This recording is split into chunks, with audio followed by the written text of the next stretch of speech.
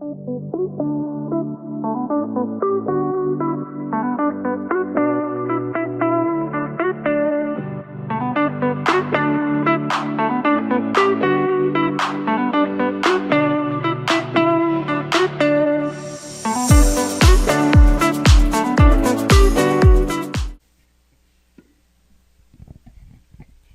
como estás, vamos a hacer una oración. ¿Qué te parece? Señor, hemos cantado de tu amor porque realmente podemos sentirlo todos los días, a cada momento. Somos objeto de tu amor y tú eres objeto de nuestro culto, de nuestra adoración, de nuestra admiración. Te amamos también, Señor. Te amamos porque tú nos amaste a nosotros primero. Que hoy nuestra mente, nuestro corazón, nuestro entendimiento, todo nuestro ser puede estar completamente enfocado a ti. Permite que nuestros sentidos puedan estar aquí para escuchar lo que tengas que decir. En tus manos, Señor, tu palabra. Permite que sea una semilla que caiga en buena tierra al ser escuchada, en el nombre de Jesús, nuestro Salvador. Por favor, ocupa tu lugar. Y regálame tiempo porque yo me lo tomo de más, ¿eh?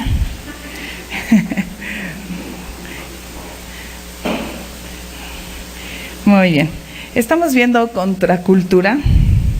El día de ayer espero haber sido lo suficientemente clara para que pudiéramos tener una idea concreta, un concepto claro de lo que es contracultura, ¿verdad?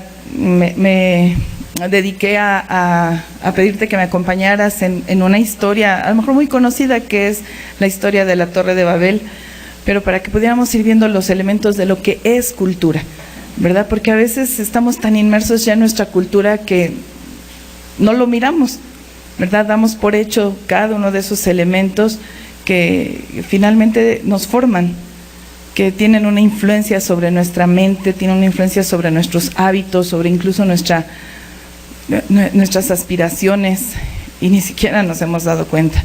A veces creemos ser individuos hechos por sí mismos, ¿no? Solos.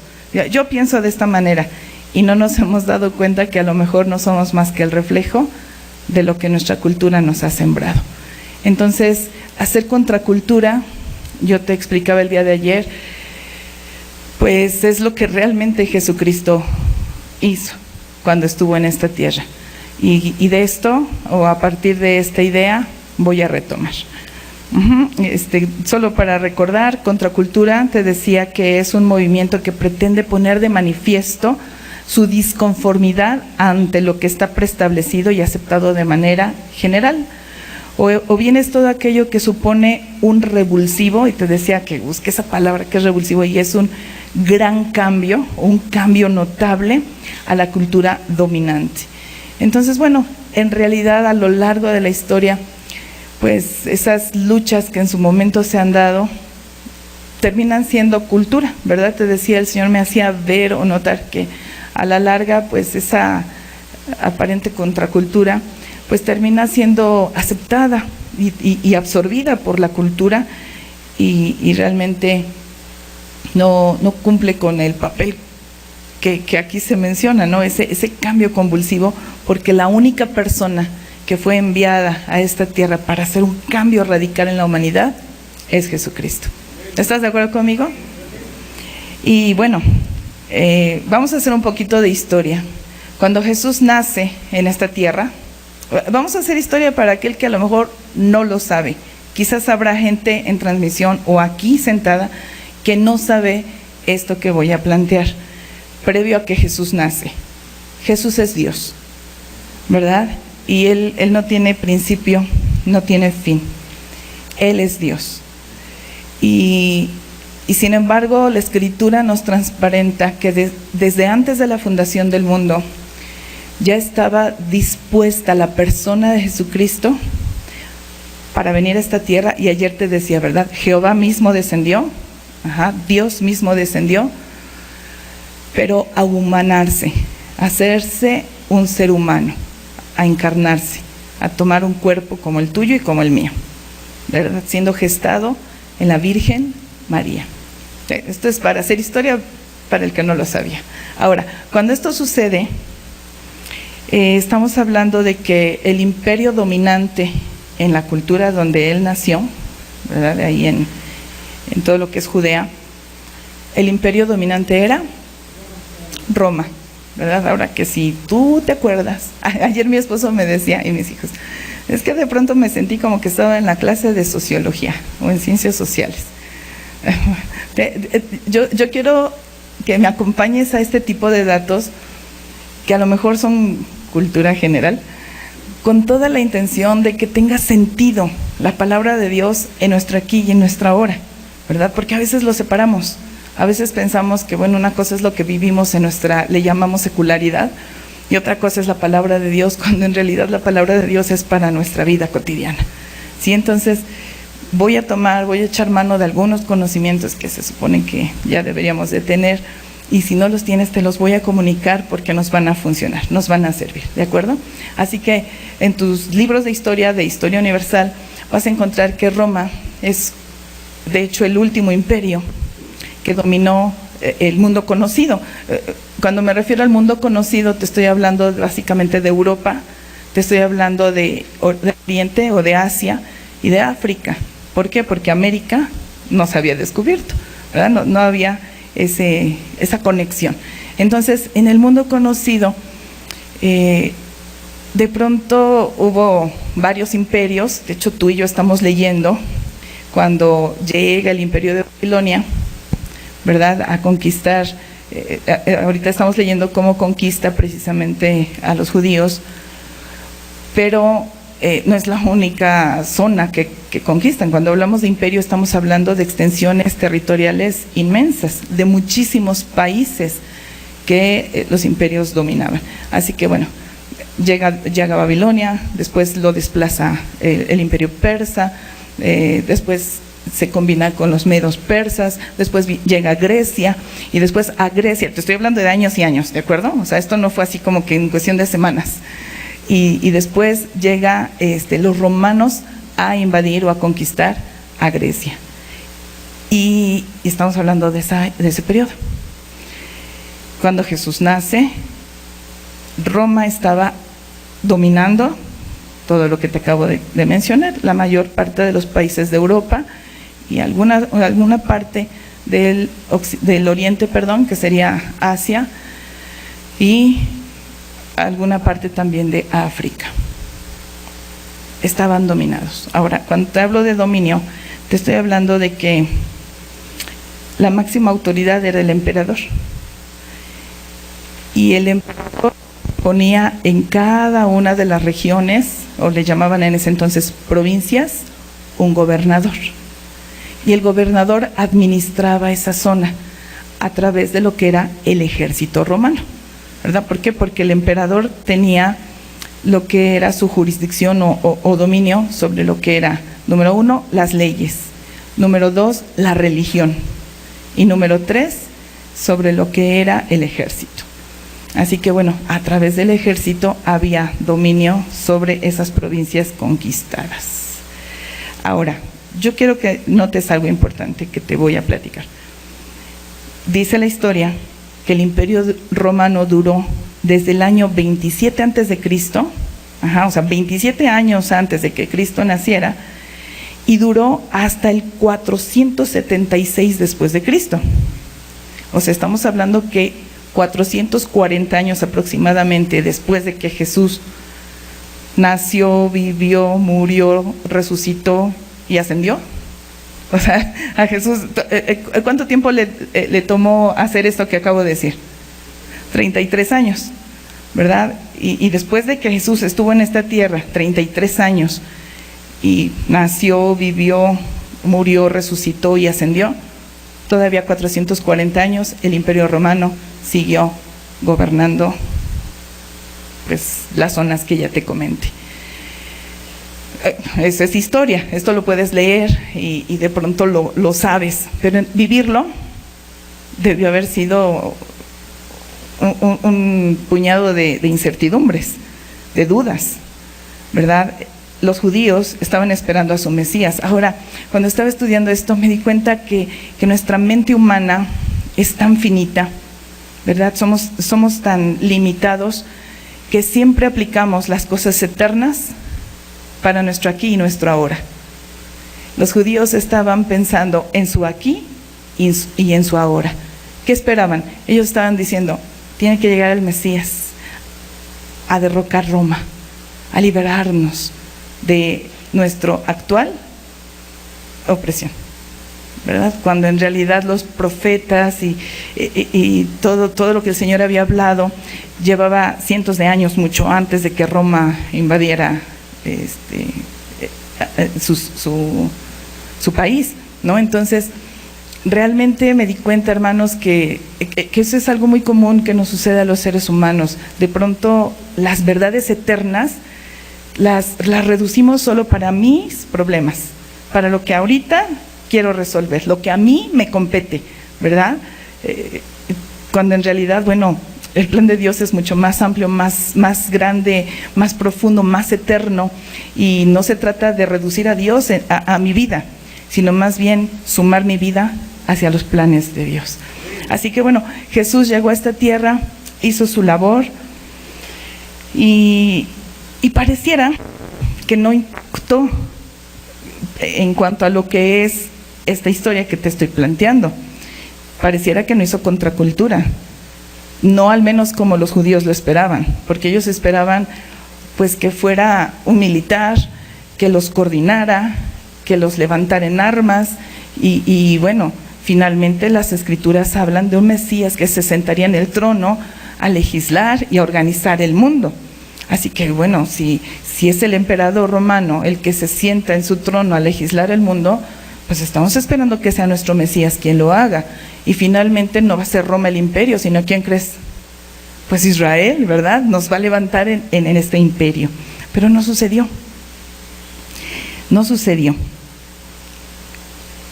Y ahora, antes, bien, mientras Jesús predicaba por las calles y mientras Jesús expresaba la palabra y el mensaje del Padre Celestial, pues ellos escuchaban términos como salvación, libertad, ¿no? Lo has leído en la Biblia. Jesús habló de estos términos.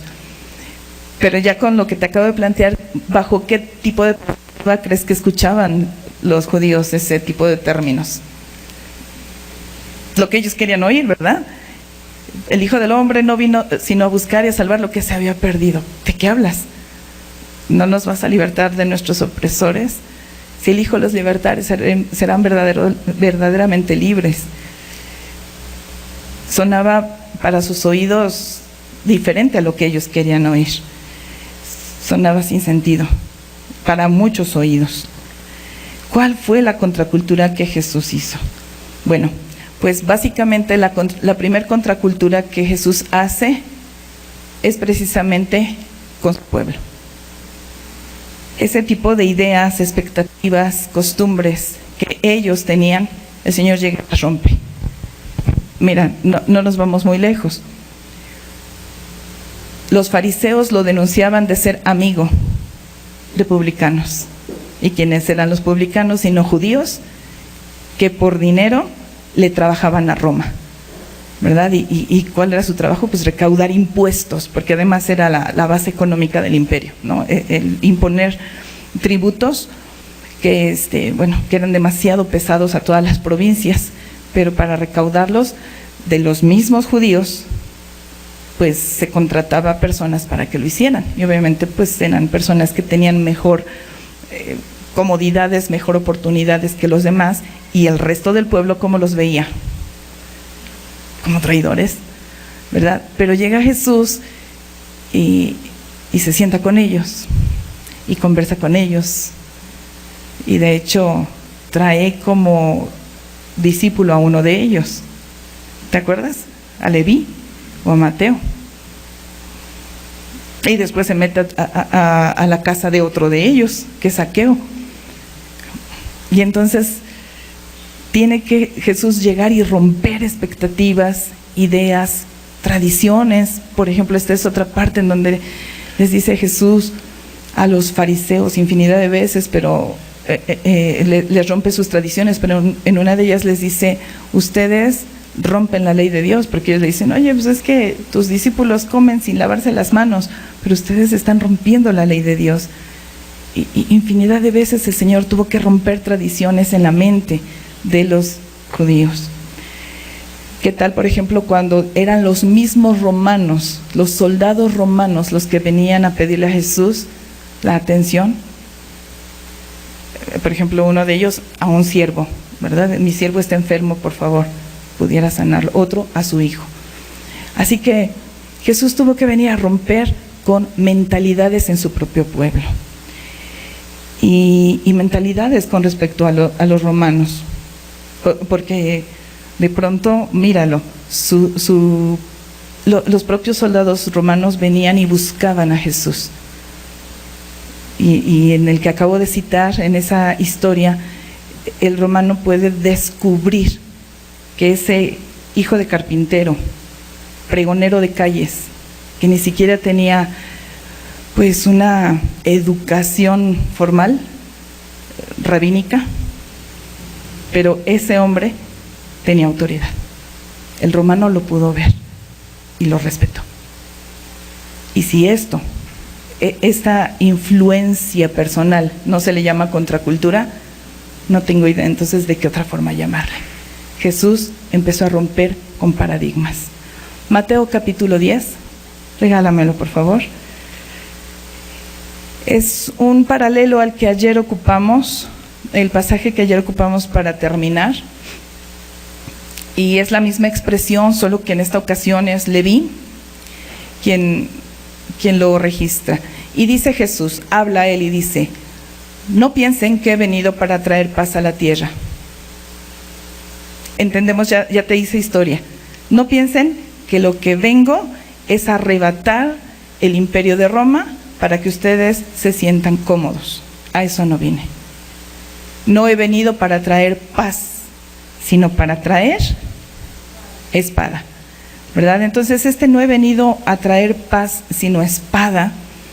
A lo mejor suena muy agresivo, suena violento, y de hecho le sonó así a su auditorio, porque espada era lo que ocupaban los soldados para mantener el orden, ¿verdad? El supuesto orden, o la supuesta pax romana, que era sujetarlos al imperio.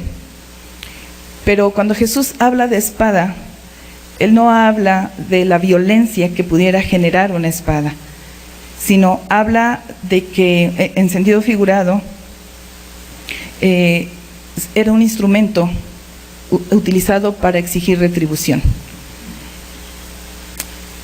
Más adelante, versículo 5, dice Jesús: porque he venido para poner en disensión. Esta palabra, fíjate bien, en disensión, no nos gusta, no nos suena congruente, pero ponle mucha atención a esto. En disensión se refiere a cortar en dos partes un entero, a dividir en dos partes una unidad. ¿Te acuerdas? El día de ayer yo te platicaba, el pueblo de Babel, ¿verdad?, que después se llamó Babel, esa organización, esa comunidad, tuvo que llegar a ser fracturada. ¿Quién lo hizo? Dios mismo. Dios descendió y hace la fractura, hace la confusión para poder hacer detener ese tipo de planes tan egocéntricos que estaban haciendo. El día de ayer te platicaba de esta historia, ¿no? Tenían planes egocéntricos en contra de Dios y el Señor tiene que detener este tipo de planes. En este pasaje el Señor nos habla, cuando habla de disensión, nos habla de esa división en donde se tiene que definir quién es quién, ¿sí? No es una discordia de intereses personales. Por eso el Señor está diciendo: yo no he venido a traer paz, es decir, basado en los intereses personales de los seres humanos, sino he venido a separar quién es quién. ¿Cuál fue la separación? El Señor tuvo que marcar dos grupos. ¿Cuál es la separación? Mira, vamos a leer todo el pasaje y nos vamos a detener en el último. Dice, he venido para poner en disensión al hombre contra su padre, a la hija contra su madre y a la nuera contra su suegra. ¿Te das cuenta? Es el mismo pasaje con el que terminé ayer. Seguimos, 36. Y los enemigos del hombre serán los de su casa. Él está citando un pasaje que está en Miqueas, ¿verdad? Ya lo había profetizado uno de los profetas antiguos. Dice, y los enemigos del hombre serán los de su casa. Seguimos leyendo, dice el 37. El que ama a padre o madre más que a mí, no es digno de mí. El que ama a hijo o a hija más que a mí, no es digno de mí. Seguimos. Y el que no toma su cruz y sigue en pos de mí, no es digno de mí. 39 nos va a decir cuáles son esos grupos, ¿verdad? Que viene la espada a separar, que viene a definir, ¿verdad? ¿Quién es quién? Dice, el que haya su vida, la perderá. Y el que pierde su vida por causa de mí, la hallará. Entonces, Jesús lo que está avisando es, no vengo a traer paz mundial como tú lo esperas. Porque generalmente, ¿qué consideramos como paz mundial? ¿Qué concebimos como paz mundial?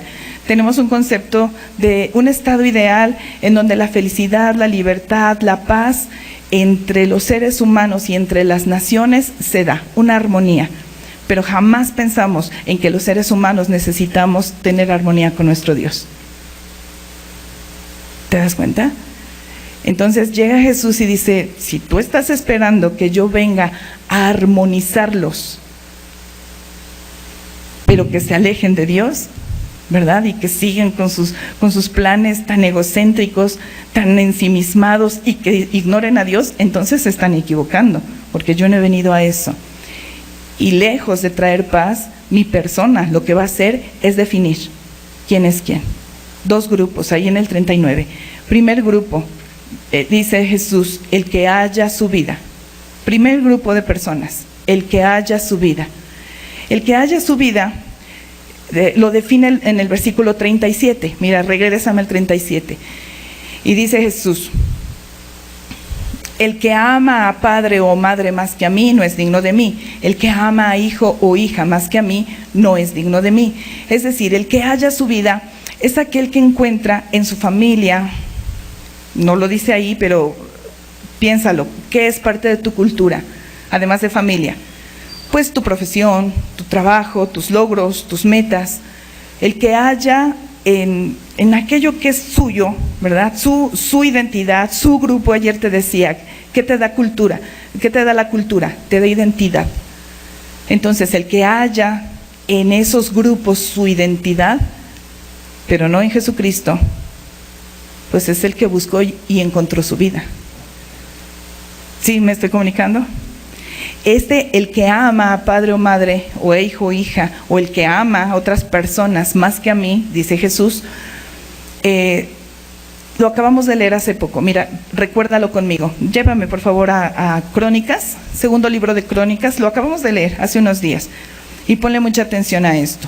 Cuando el rey Josafat, ubicamos el rey, cuando el rey Josafat de Judá regresó. ¿De dónde regresó? De haber salido con Acab a la guerra, ¿verdad? Entonces, capítulo 18 nos plantea al rey Josafat sentado en un trono majestuosamente junto a Acab en otro trono, porque además tenían sus tronos en el campo, porque se frecuentaban, tomaban café juntos muy seguido, ¿verdad? Habían emparentado y tenían incluso negocios. ¿Te suena? ¿Alguna vez has tenido personas tan cercanas como esto que acabo de describir? Josafat tenía a alguien cercano y se llamaba Acab, y era un rey también. Y el capítulo anterior nos platica que estando ellos sentados, Acab le dice a Josafat, Josafat, es que pienso salir a la guerra y me gustaría saber si cuento contigo. Claro, cuentas conmigo, mis ejércitos son tuyos. Tú eres mi hermano, acá mi bro. Pero le dice, oye, pero antes de tomar decisiones, ¿habrá un profeta? ¿Te sabes esa historia? La acabas de leer por segunda vez en un periodo muy corto. Y bueno, te sabes la historia, ¿verdad? Ahí está todo el grupo diciendo, no, pues sí, ve a la guerra, sí, tú puedes. Y no hay un profeta de Jehová. Ah, sí, pero siempre me augura mal. Tráelo. Y Josafat lo escucha. Y Josafat discierne, porque Josafat amaba al Señor, ¿cierto? Y discierne, y dice, esa es palabra de Jehová. Pero a pesar de que discierne, sale a la guerra. La pregunta es, ¿y entonces para qué querías saber la voluntad de Jehová? Si ibas a terminar haciendo lo que querías. ¿Por qué lo hizo? Regresamos al pasaje, dice, cuando el rey Josafat de Judá regresó a salvo a Jerusalén, versículo 2, Jehú, hijo de Hananí el vidente, salió a recibirlo y le dijo, ¿por qué habrías de ayudar a los perversos y a amar a los que odian al Señor? ¿Por qué lo hizo? Por amor a Acab, porque lo amaba, ¿cierto? Y oye, está increíble, lo amaba tanto que se encegueció ante las intenciones de Acab. Oye, vamos a hacer algo, yo voy vestido como un soldado normal, tú ve con tus vestiduras reales. Sí, claro, sí, bro, cuenta conmigo. Y solamente es el Señor quien le tiene que salvar la vida en el momento, ¿no? Sabes la historia. Entonces, observa esto. ¿Por qué habrías de ayudar a los perversos y amar a los que odian al Señor? Le preguntó al rey. Debido a que lo has hecho, el Señor está muy enojado contigo. Regresamos a lo que estamos analizando. Y dice Jesús, el que ama, ¿te das cuenta? Es ese mismo verbo. Regresamos, por favor, estamos en Mateo. El que ama a su padre, a su madre, a su hijo, a su hija, en este sentido, en el que a veces estamos viendo que nuestro padre, nuestra madre, nuestro hijo, nuestra hija están haciendo cosas perversas, pero lo toleramos, lo justificamos, o decimos, está bien, ay hijo, ¿verdad? Les decía Elías a sus hijos, bueno, pero toma, ve, sigue haciendo lo que tú quieres, pero conste, estás mal, pero lo permitimos. ¿Te das cuenta? Entonces, por eso Jesús tiene que decir, el que ama a padre o a madre, o a hijo o a hija, más que a mí, no es digno de mí. Regresamos al 39, regrésame al 39. Así que este es el primer grupo que Jesús viene con su persona a dividir, ¿verdad? Primer grupo. Y ese grupo es las personas que aman su vida, sus amigos, su familia, sus amigos, sus logros, su cultura, te decía ayer, más que a Dios. Y bueno, ahí está ya el acabose, ¿verdad? El que haya su vida, la va a perder. ¿Cuál es el otro grupo? Ahí lo dice. El otro grupo dice, y el que pierde su vida por causa de mí. Ahora ponle atención a por causa. Porque hay mucha gente que pierde su vida, que pierde el sentido de su vida, que pierde el sentido de lo que está haciendo, que pierde a su familia, que pierde su qué hacer, su profesión, su vocación, por otras causas, ¿verdad? Porque a lo mejor se metió en drogas, porque se metió en negocios ilícitos, porque tomó malas decisiones. Y aquí el Señor no está diciendo solamente el que pierde su vida, está diciendo el que pierde su vida por causa de mí, que es ese tipo de gente que toma la decisión de amar a Dios y de seguirlo a pesar de su cultura y de su gente. De hecho, Jesús lo dice en este mismo pasaje. Mira, regrésame por favor al versículo 38. Dice, el que no toma su cruz y sigue en pos de mí, no es digno de mí. Y estaba leyendo en el diccionario bíblico que este término, tomar la cruz, era una expresión proverbial. Es como nuestros refranes, ¿verdad? ¿Cuántos dichos conocemos y mencionamos los mexicanos cuando estamos hablando? Muchísimos, ¿verdad? Muchos. Y a veces ni nos damos cuenta que lo estamos haciendo porque ya es parte de nuestro lenguaje. Entonces, el que no toma su cruz y me sigue, era un proverbio que se ocupaba en ese entonces. La condenación a la crucifixión, los condenados a la crucifixión eran obligados a llevar ellos mismos su cruz al lugar del castigo. La figura que se ocupaba como un proverbio es que aquellos que en nombre de la causa de Dios no dudarían en soportar con alegría y con valentía las persecuciones, los problemas, las angustias. Eso era lo que significaba para los oyentes de Jesús. Se ocupaba como un proverbio. Entonces, cuando alguien decía, toma tu cruz, sigue al Señor, significaba, aguanta los problemas, aguanta las situaciones difíciles y adversas. Era un sentido figurado. Así que Jesús está ocupando ese sentido figurado. Y de pronto dice, y el que no toma su cruz y sigue en pos de mí, ¿verdad? Declarando abiertamente que Él es Dios, ¿verdad? Está en estas declaraciones demandando nuestra fe y nuestra fidelidad hacia su persona, que es Dios. Es lo que Él estaba diciendo, básicamente.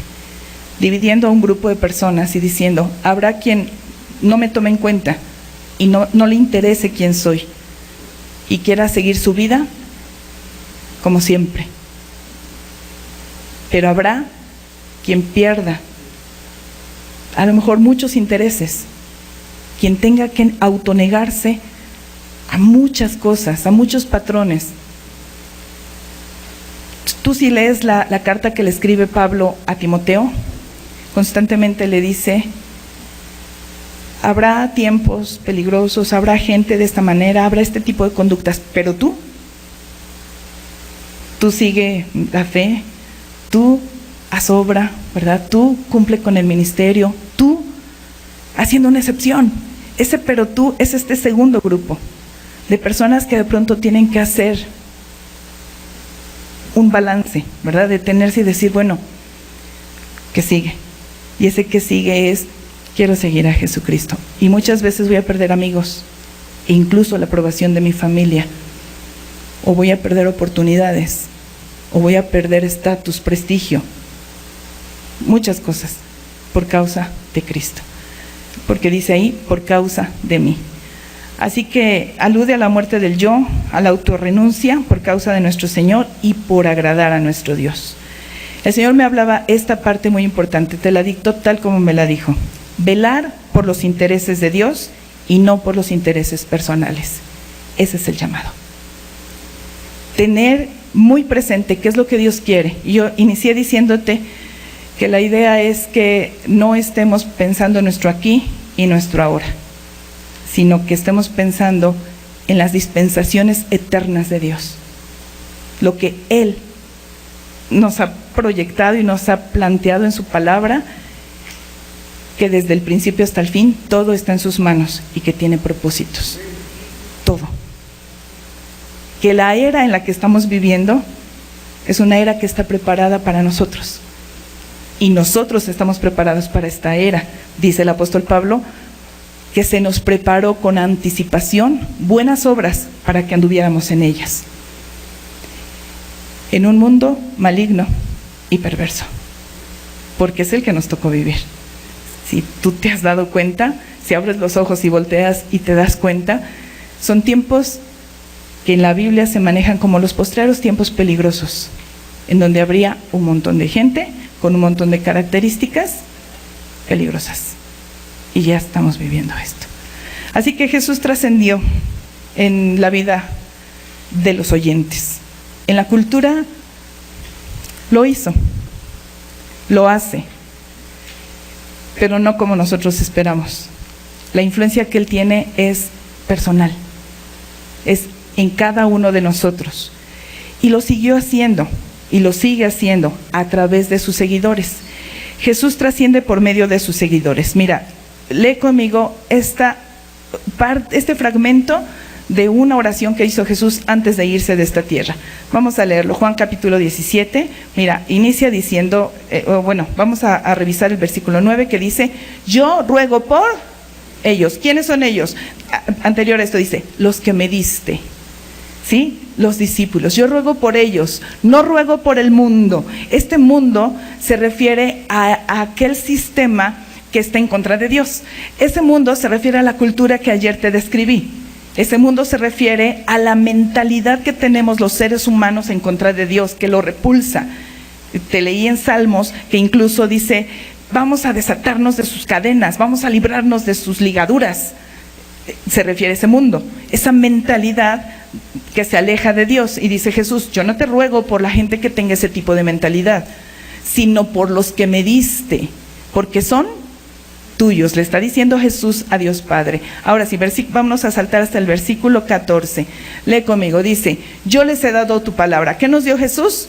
Su palabra. Y el mundo te aviso, el mundo no te va a decir, wow, qué padre. Otra vez, este mundo se refiere a aquellos que rechazan a Jesucristo. Si lo rechazan a Él, ¿qué crees que va a hacer contigo y conmigo? El mundo los aborreció porque ellos no son de este sistema.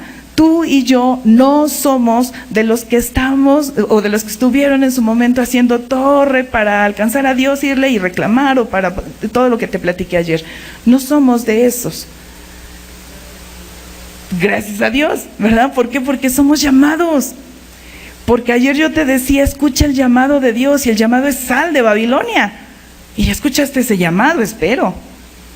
Y ya respondiste ese llamado. Así que dice Jesús, no son del mundo como tampoco yo lo soy. Dice el 15, no ruego que los quites del mundo, sino que los guardes del mal. 16, no son del mundo como tampoco yo soy del mundo. Vámonos al 17 y 18. Santifícalos en tu verdad, tu palabra es verdad. Como tú me enviaste al mundo, así yo los he enviado al mundo.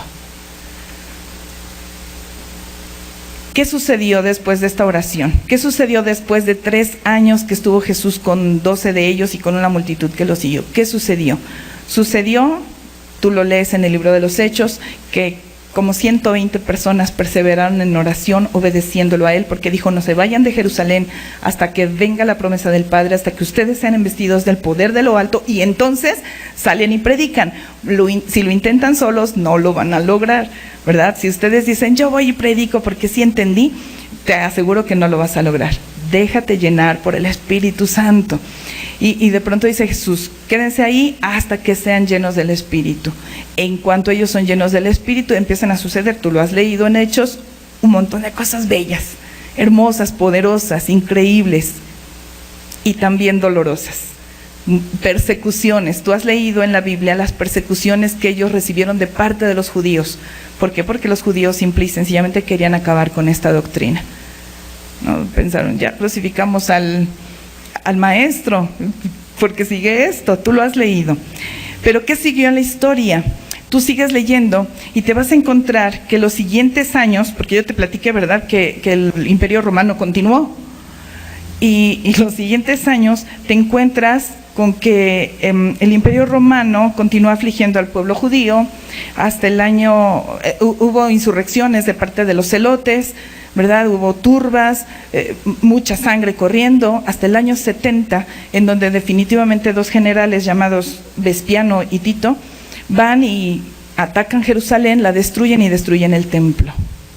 Para esas alturas considera que ya se estaba haciendo lo que es la evangelización, lo que es la predicación del Evangelio de Cristo. Lo estaban haciendo los discípulos en lo que es Jerusalén, ¿verdad? Porque así lo mandó el Señor, en Jerusalén, en toda Judea, en Samaria, y entonces tuvieron que salir hacia los gentiles. Para esas alturas ellos ya estaban con los gentiles, pero también tenían persecuciones de Roma.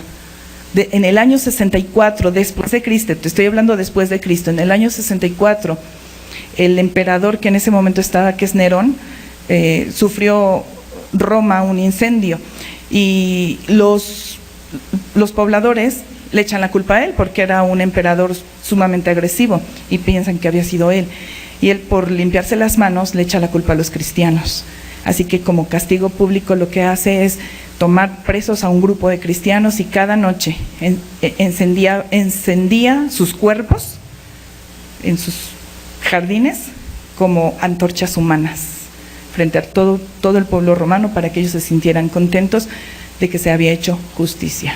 Y a partir de ese hecho en adelante, ellos estuvieron alrededor de 200 años afligiendo constantemente a los cristianos en diferentes periodos y en diferentes formas. De ahí lo que tú has leído, seguramente has visto en películas del dichoso circo romano, ¿verdad? Donde los cristianos eran aventados para luchar con fieras y un montón de masacres que si tú las lees te parecen cuento de horror, pero lo tenían que vivir. Y podíamos pensar, bueno, y es la forma en que pudieron terminar con el cristianismo, pues tú y yo somos cristianos hoy. Y así el 70% de la población mundial. Pero te voy a decir algo importante. Todos los que invocamos el nombre de Cristo y nos identificamos con Él, dice el apóstol Pablo, tenemos que vivir persecución. Yo no te puedo asegurar si la persecución de la que habla sea así de grave, de fuerte, de confrontativa, como lo que te acabo de platicar que vivieron los de primer siglo. No lo sé. Las cosas se están acomodando para que sí. Y quiero que despiertes, iglesia. Porque hay circunstancias alrededor de nosotros que se están desarrollando de manera muy sigilosa. Y creo que ni siquiera lo hemos notado. La mayoría de nosotros seguimos amando nuestra cultura, cuando la cultura simple y sencillamente está en contra de Dios y por lo tanto en contra de ti. Acabamos de leer. Si está en contra de Cristo, está en contra de ti. Y la cultura está escribiendo, escúchame esto que te voy a decir, leyes en la constitución política que van en contra de nuestro Señor y de sus principios. Leyes. Se está preparando. Mientras tú y yo estábamos cuidándonos de no contagiarnos del COVID, ¿verdad? Mayo del 2019, aquí en México, nuestra Constitución, en el tercer artículo, que es el artículo que habla de la educación, se le estaba añadiendo una cantidad de leyes que están preparando para que tus hijos y mis hijos reciban educación sexual. Y espero que tú estés enterado de qué se trata eso. Y si no, te invito a que lo investigues. ¿Por qué crees que estás viendo en todos lados los símbolos de los que ayer te hablaba? Porque nos están preparando nuestra mente para que nuestros niños y nuestra siguiente generación acepte términos como paridad de género, perspectiva de género. Y te estoy hablando no los términos que se ocupan de manera despectiva ante estos movimientos. Te estoy hablando los que están en la ley, los que están en nuestra Carta Magna mexicana. Paridad de género, perspectiva de género. Gracias, hija. Okay. Ciudadanía global. No, pastor. Gracias. Ciudadanía global. Escucha el término, ¿de acuerdo? Y después piensa en todas las profecías que están escritas en la Biblia. Escúchame, esto yo no te lo estoy avisando para que tu corazón y mi corazón se amedrente. Dice la Biblia que cuando Jesús vio que era su hora, afirmó su rostro y entró a Jerusalén para entregar su vida por nosotros. Y después de él, toda esta gente que te estoy platicando, sangre mártir que caía en el suelo, multiplicaba creyentes. Obsérvalo en la historia, léelo en la Biblia. Esteban, que es el primer mártir que se puede registrar, que podemos ver registrado en la Biblia, que murió a manos de judíos, ¿verdad? Porque hablaba con denuedo, porque hablaba lleno del Espíritu Santo, y entonces los contrarios ya no podían seguir debatiendo. ¿Qué sigue? Discurso de odio, mátalo.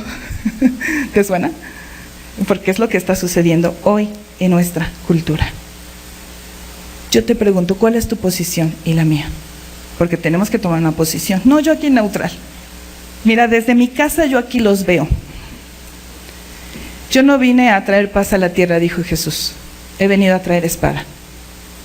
Y lo que va a hacer y lo que está haciendo ya, y ha hecho todo este tiempo, es hacer una división clara. ¿Quién es quién? ¿Quién eres tú? El que encuentras tu vida, te aviso. Disfrútala un ratito, porque la vas a perder. Pero el que pierde su vida por causa de mí, y pierde su vida, te vuelvo a repetir, no necesariamente significa este tipo de persecuciones intensas. y confrontativas. Significa que jóvenes, adolescentes, niños, muchas veces vas a tener que sentir la burla y la presión social de los que te rodean. Porque si tú te has dado cuenta, si tú estudiaste en la universidad, te has dado cuenta que en estos últimos años, el que cita esto, eres un ignorante, te dicen, y te ridiculizan. ¿Y sabes qué sucede con nosotros? Nos sentimos menos. Y si voltea a alguien y te dice, eres un ignorante, lo compras, lo crees. O si te dicen, ay, tus fábulas, tu mente mágico-religiosa, y mejor lo callas, ¿verdad? Mejor no lo digo. Pero ya es tiempo de hacer contracultura. ¿Cómo vas a hacer contracultura? Como Jesús. Yo no te estoy invitando a que hagamos marchas, no te estoy invitando a que hagamos firmas, no te estoy invitando a que vayamos al pleno, ¿verdad? Y que nos plantemos y que hagamos, no te estoy invitando ni siquiera a un discurso de odio como tal. ¿Qué hizo Jesús? Jesús lo hizo tan sencillo. Número 1, obedeció al Padre. Número 2, amó a la humanidad. Y número 3, sentenció el pecado. Nunca lo viste decir, ay, perdón, bueno, ¿cómo te lo digo en un sentido que no te ofenda? ¿Verdad? El pecado es pecado, pero Cristo te ama. Dios quiere transformar nuestras vidas. Dios ama a la humanidad, no al mundo como sistema, no al que se opone a él, porque por eso dijo Jesús y declaró que el Espíritu Santo trae convicción al ser humano de pecado, de justicia y de juicio. De pecado por cuanto no creen en mí, dijo Jesús, ¿verdad? De pecado porque las personas preferimos nuestra vida que creerle a Él. Tenemos que ser convencidos de pecado. De justicia porque tenemos que aprender a vivir con rectitud delante de Dios. Y de juicio porque viene a esta tierra, porque ese sistema tiene que ser condenado. Y aunque ahorita veamos que empieza a tomar determinado poder y autoridad en nuestra cultura, hermano, lee la Biblia y léela y deja que viva dentro de ti, porque no tengo idea si, como en otras persecuciones, en otros momentos de la historia, no sea quitada gráficamente, no lo sé, ¿verdad? Que el libro como tal sea prohibido, porque de hecho todo su contenido va en contra de las cartas magnas que se están haciendo hoy en día en nuestra cultura. Va en contra de todos los planes culturales. Estorba. Su contenido nos estorba como humanidad. Entonces, aférrate a la Escritura, léela. La palabra de Dios es clara y nos avisa que todo esto tiene que acontecer para preparar la venida de nuestro Señor Jesucristo. Somos una generación privilegiada. Y el privilegio está en que somos una generación bíblica. El privilegio está en que tú y yo estamos viviendo tiempos profetizados. Estamos viviendo tiempos que van a marcar una diferencia. Tiempos que Jesús avisó con anticipación. Que dijo que el reino de los cielos lo que hace es separar. Es como el pescador que va, saca peces y separa los buenos de los malos. Es eso lo que está haciendo el Señor hoy. ¿Quién tiene la decisión? Ponte de pie.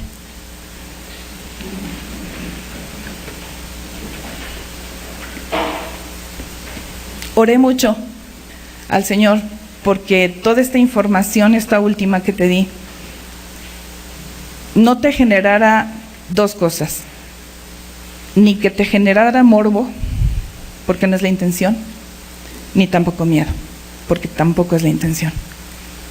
Pero cuando yo hace unas semanas atrás, días atrás, estaba orando, le estaba preguntando, Señor, ¿qué quieres que comparta? Esta es la fecha, ¿qué quieres que comparta? El Señor me daba una visión, mientras yo oraba, me daba una visión de una torre en donde subía un vigía y se paraba sobre esa torre. Después, investigando, me di cuenta que eso se le llama atalaya. La atalaya es la torre y de hecho está alejada de lo que es la ciudad. y el vigía se llama centinela. Pero yo pude verlo, mientras oraba pude ver esa imagen y vi que a lo lejos, la persona a lo lejos veía venir un ejército. ¿Qué crees que es lo que sigue? Avisar. El centinela tiene que avisarle al resto del pueblo que viene un ataque. Iglesia, tienes que hacer algo por esto. Busca a Dios en serio. En serio. Ora. Ora por tus hijos. Edúcalos en la Escritura. ¿Ya les hablaste de sexualidad a tus hijos primero, antes de que sea ilegal? Y que te pongas en riesgo de ser encarcelado por intentar enseñarles a tus hijos lo que dice la Escritura y no lo que dice la cultura. Porque esto ya está pasando en otros países. Ora. Obedece. Créele a Dios.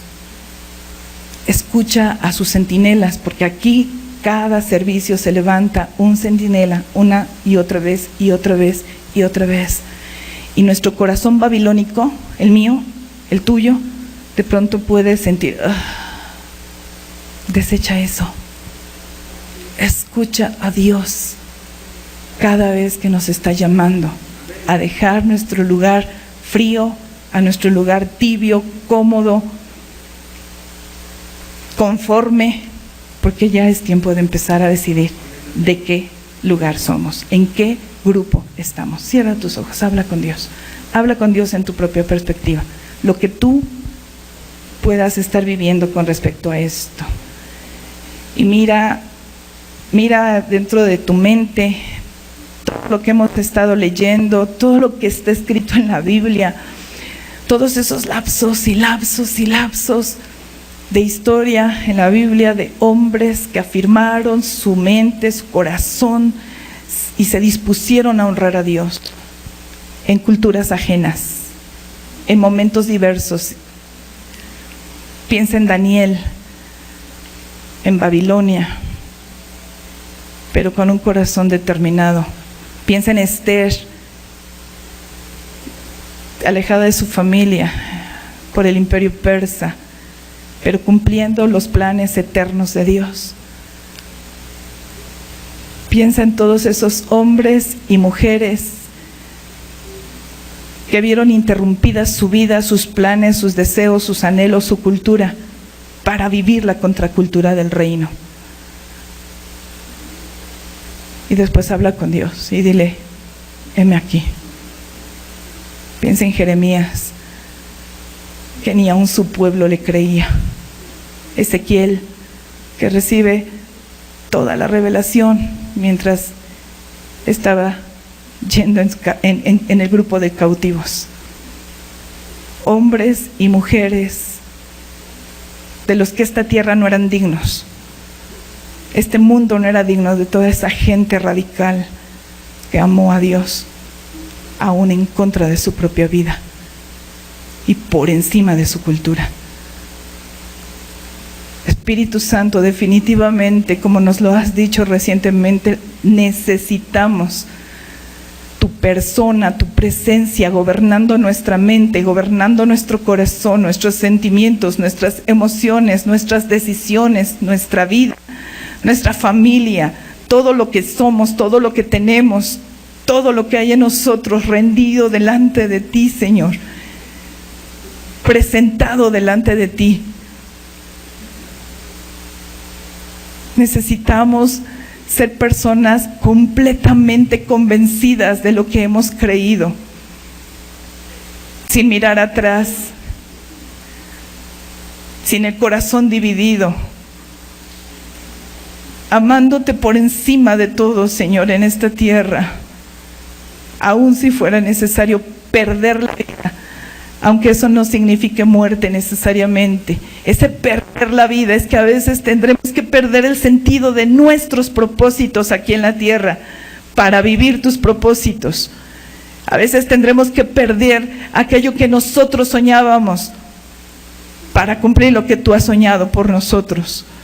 Ese perder la vida no necesariamente es morir, Señor. Es aprender a vivir para ti. es aprender a andar en tus caminos, aún en contra de mis propios deseos, aún en contra de mis propios impulsos humanos, egoístas, pecadores, sin consentimiento. Decirle a mi yo, no pasa nada, tienes muchos bienes para muchos días, repósate, gózate, necio. Porque ¿qué has de saber lo que es el día de mañana? Porque has sido rico para contigo, en muchos sentidos, no solo el dinero, pero no lo has sido para Dios. Mañana leo la Biblia, mañana la estudio, mañana oro, mañana me comprometo, mañana obedezco, mañana dejo mi pecado, mañana, otro día, ahora no puedo, es difícil, estoy comprometido. ¿Cómo abandono a esas personas? ¿Qué les digo? Es mi trabajo, son mis amigos, es mi familia.